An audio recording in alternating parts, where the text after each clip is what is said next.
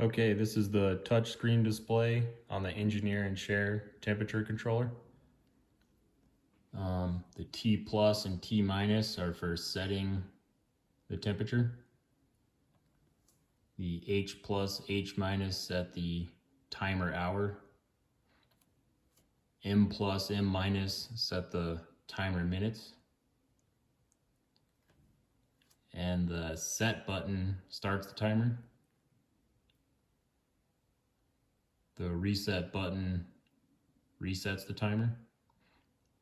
Then over here we have the actual temperature reading. You can see it changing right now. Over here where it says heater, next to it there's the heater status.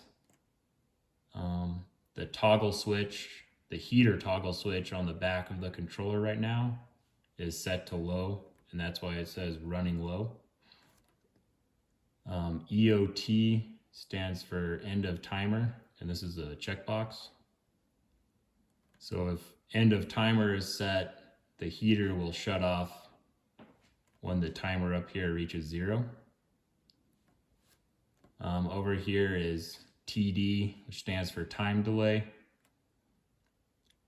So if time delay is set, then the countdown timer will not start until the actual temperature is equal to or greater than the set temperature.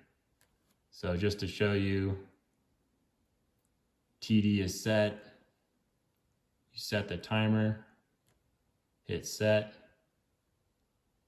This colon changed to a vertical line, which indicates that you indeed set the timer, but it won't count down right now because the actual temperature is less than the set temperature.